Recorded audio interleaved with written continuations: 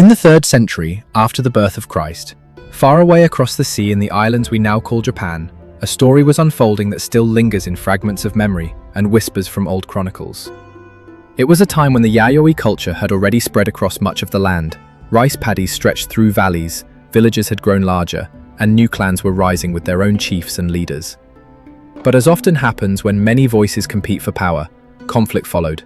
Villages clashed with villages, clans with clans, each seeking to expand their influence, to control land and resources, and to hold authority over others. Amid this turbulence, one figure stood out, a woman unlike any other, remembered not only as a ruler but as a shaman, a woman of the spirit world. Her name was Himiko, the Shaman Queen. Our knowledge of her does not come from Japanese records, for none survive from her own time. Instead, she appears in the writings of China, where envoys recorded their encounters with a distant land they called Wa.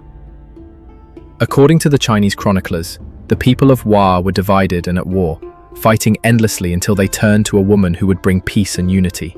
This woman, Himiko, ruled not with armies but with ritual. She was said to speak to the gods, to mediate between the living and the spirits, and through this power she gained the respect and loyalty of many tribes. Imagine what that might have meant. In a society where men often held physical power through weapons and war, here was a woman whose strength came from the unseen.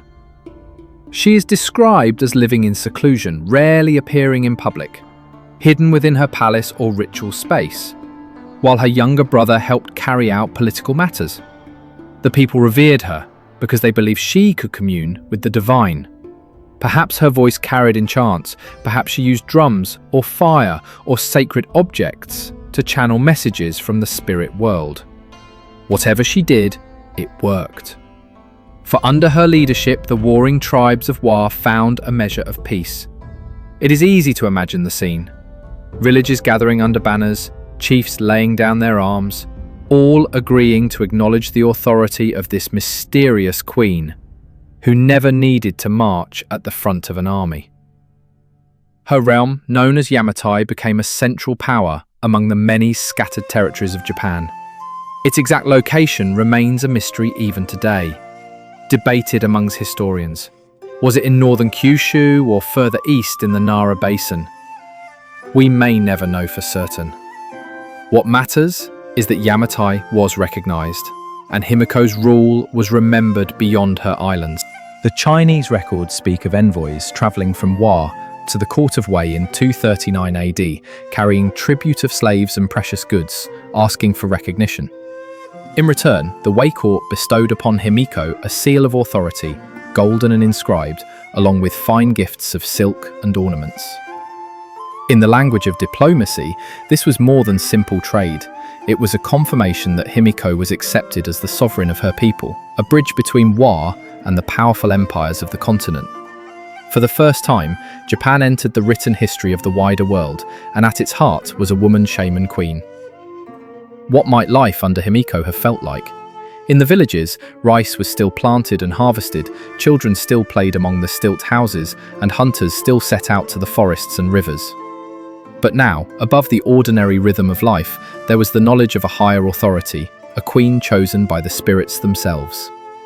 People may have carried clay figurines, offerings, or talismans with prayers for protection and fertility, believing Himiko's rituals gave them strength. Her presence, even unseen, was a binding force, one that gave meaning to the struggles of daily life. The Chinese described her as unmarried, without a husband or consort, living apart from ordinary society.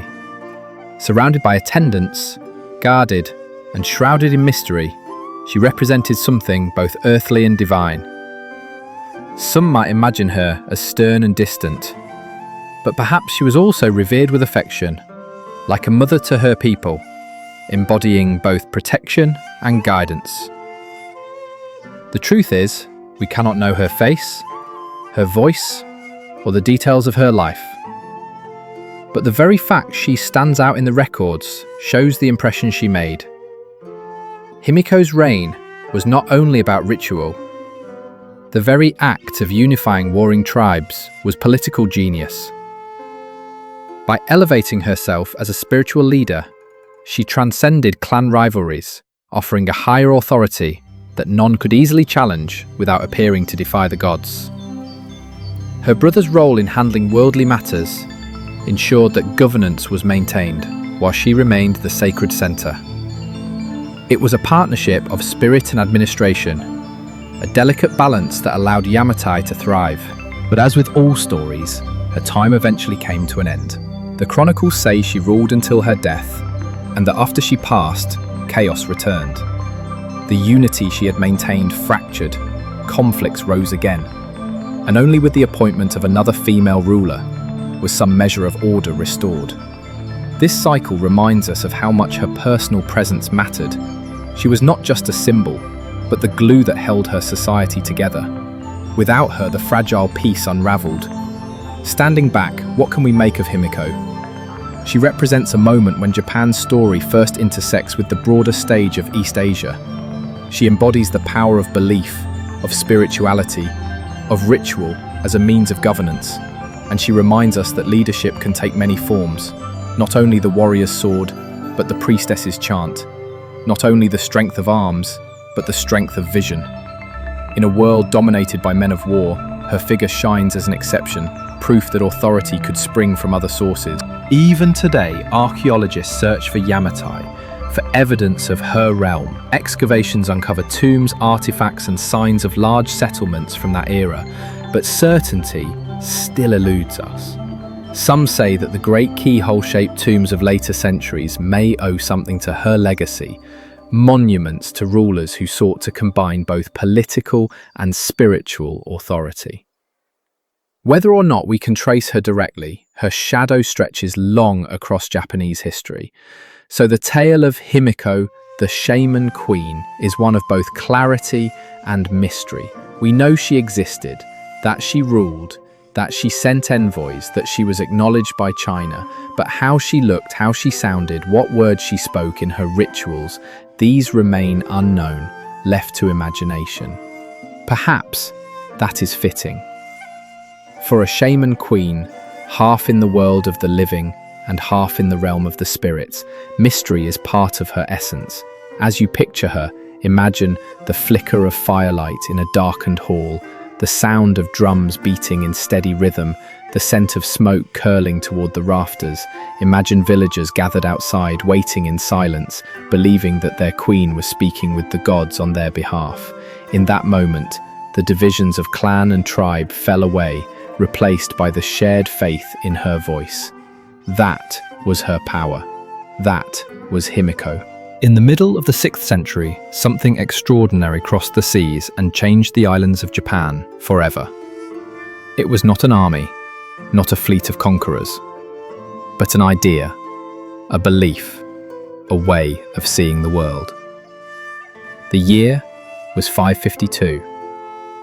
Or at least, that is the year recorded in later chronicles, when the king of Baekje, one of the kingdoms on the Korean peninsula, sent a gift to the court of Japan.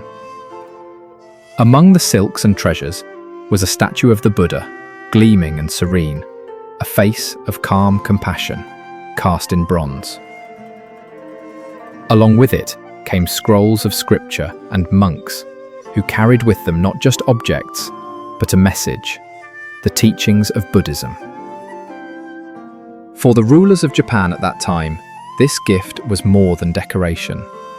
It was an invitation into a new spiritual world, one that stretched all the way across Asia, from India to China to Korea.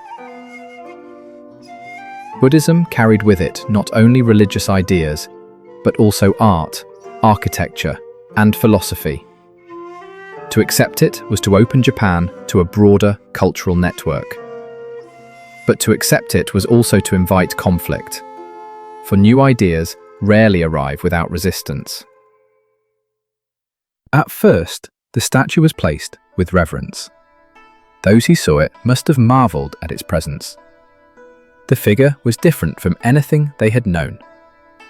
The native beliefs of Japan, later called Shinto, were tied to the land, to kami, the spirits of rivers, mountains, and ancestors. Rituals were performed to honor these forces, often in the open air or in simple shrines.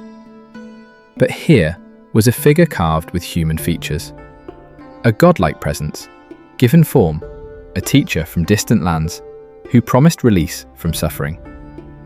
Some saw it as wondrous, others as dangerous. The court soon divided into factions.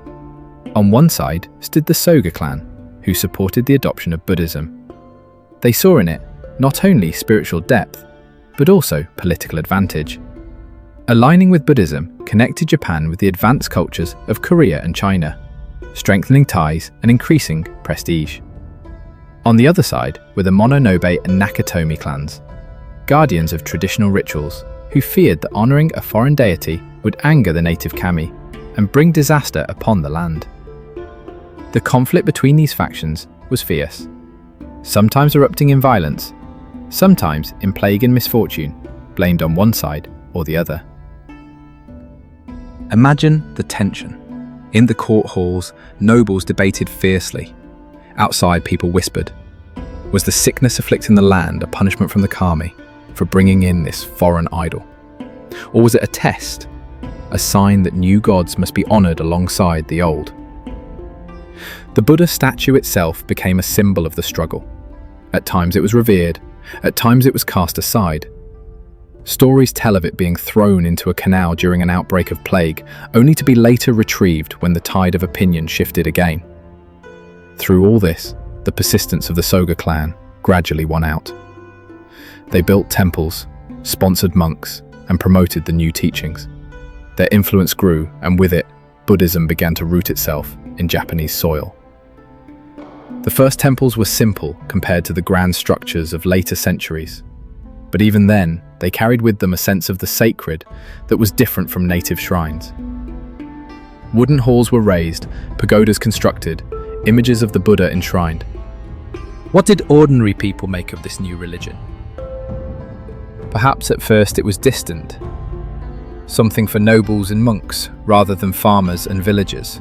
But little by little, Buddhism began to touch their lives. Its stories of compassion, of the cycle of rebirth, of salvation beyond suffering, offered new ways of thinking about life and death. Rituals for the dead, chants, and ceremonies began to mingle with local practices. Instead of replacing the old beliefs, Buddhism slowly wove itself into them, creating a blend that became uniquely Japanese. The introduction of Buddhism also brought with it a flood of cultural influence. Alongside monks came books and writing systems, ideas about governance, law and philosophy. Temple building introduced new architectural styles, images of the Buddha inspired new forms of art. The rhythms of Japan were shifting, no longer isolated, but connected to a wider world.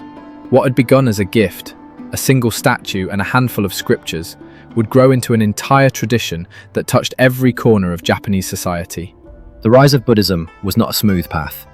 The Mononobe resisted fiercely, and there were times when it seemed the new faith might be stamped out entirely. Battles were fought, temples destroyed, statues defaced. But each time, the Soga rebuilt, sponsoring monks and inviting more influence from Korea and China.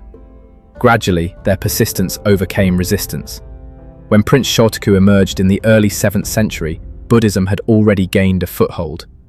And under his guidance, it flourished. But that is another chapter.